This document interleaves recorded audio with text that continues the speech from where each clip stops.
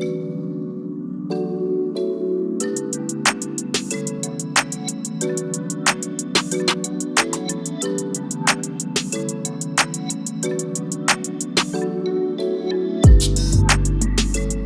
I am back with yet another video and things are just getting started. Well, as you're already aware by now, the Android 11 update is out for the OnePlus Nord and the OTA is rolling out, and sooner or later everyone will get it. And those of you who want to sideload can do it for sure. But remember these two things in mind. And my apologies if I am repeating this again and again, but if you go from open beta to stable Android 11, then you will end up losing your data. Else, if you are on OxygenOS 10.5.10 or 10.5.11, you will not lose any data.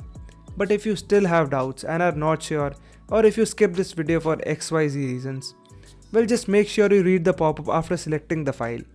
It clearly states when the data will be lost. Okay, now that part is over. Let's come to the review of OxygenOS 11 and what issues are there on this version. By the way, you can also watch this video in Hindi on the BitTech Hindi channel, and I've got you covered in that part. Now first of all, some people are facing issues with the Canvas AOD and notification bubbles, and some are even complaining about lag here and there. And there is one simple solution for all of these issues, and that is to format your device, as it does help a lot. And on my unit, all of these issues are just not there. Plus, other people have tried the same after formatting, and yes, it does help. But if you cannot format, then just wait for the next update. Now coming to the benchmark scores first. So on the Antutu benchmark, the device scores 3,26,643 points, which might not be the highest, but some of you asked for it. Well, here it is. But if I talk about performance of this device in general, well, it performs fine and I haven't observed any lag whatsoever. But I do feel occasional heat up while charging or heavy multitasking. Nothing that concerning, but it is there. And rest, all the applications are working fine without any crashes or stutters till now. But there is some issue with the notifications, and just like on the Open Beta 3, they are quite delayed. And this issue is really bothering everyone. But there is a temporary fix for this issue. As I said previously, just long press on any app that has issues with notifications. Now just click on the app info, and after that just go down to the battery tab. And here choose do not optimize option and you will be good to go. Now you will get notifications timely, and you can do the same for applications like Insta and WhatsApp.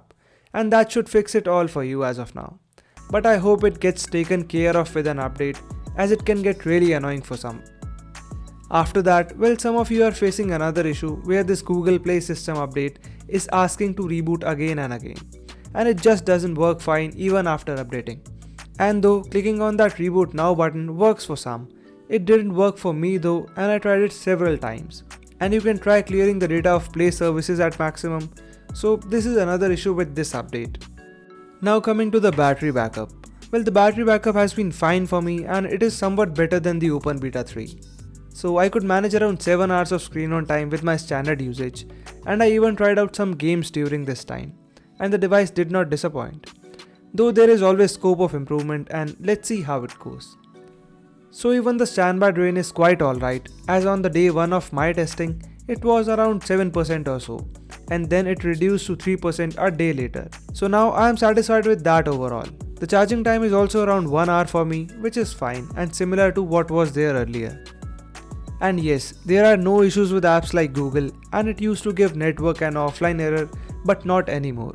And similar is the case for Free Fire. It used to be quite bad with a lot of network issues on mobile data. And in my time with it till now, I got no issues and the game ran just fine. And some of you have been complaining about it since a long time now. So that has been fixed too, and the gaming in general has been fine for me. Though some people are facing lags with PUBG, and due to its unofficial nature, I simply didn't try it out.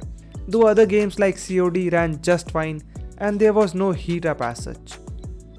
After that we have the infamous Bluetooth issue with 2.4 GHz Wi-Fi, and that one is also there even now.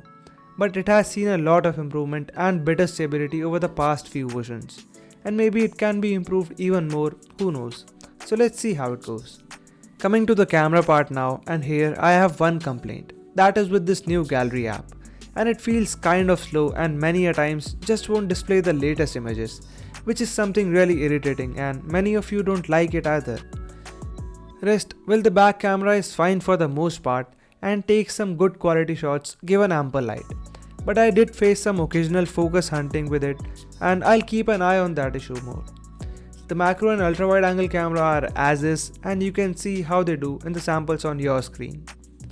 One thing I like with the camera in this version is the exposure with the images taken from the front facing camera, and they are somewhat better and detailed if I compare it with the past version, which was one of my main issues with this device, and the improvement can be seen in images for sure.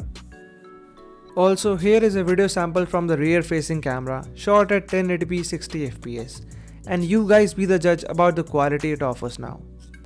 One thing I would like to highlight with this OxygenOS 11 is, well, the Google Camera mod doesn't support auxiliary cameras now. That means you cannot use a Gcam mod for ultra wide and macro cameras. And while this is something we don't expect from the brand, I hope they won't close sources like these, as Gcam really helps a lot in taking great photos. But you can still use a Gcam mod for the primary front facing and back camera. Lastly, coming to the smaller features. So the horizon light feature is working fine, and you just have to choose the color you wish to see, and it will start working whenever you get a notification. Though there is no toggle to disable it, which is a bit weird. Also, if you are facing call drops, then just turn off the voice over Wi-Fi from SIM card settings, and that will do the job for you. The fingerprint scanner is also quite responsive and works just fine.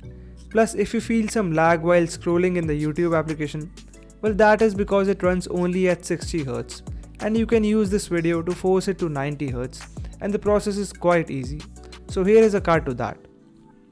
Rest, you can use the OnePlus Dialer and SMS application too with this version, and the auto call recording option is also there, but it is region specific. So if it doesn't show up, well, blame your government policies. Just kidding. Also, the SMS application has some issues like random notification ringtone after swiping, and this AI SMS feature just won't work. So disable it in settings. That is, turn off the smart SMS recognition feature. Now to sum it all up. Well, if you literally skipped the video for this, too bad, you missed out on many important things. Okay, should you update your device to this version? Well, yeah, sure. I mean, apart from the notification issue, which is also solvable mostly, there isn't something big that will cause trouble for you. And I find it quite good and stable for the most part, with some much required features and improvements. And even though I am not totally in for this new design, I appreciate the features that it brings from AOD to the camera improvements, and it feels like a breath of fresh air for now at least, more or less. Hopefully, the experience will improve even further with updates and everyone will have a better experience. And that's it for now. If you have made till the end of this video, do give it a like and share it with your friends. That would really help me out. Lastly, subscribe to the channel if you haven't already, and I'll see you soon.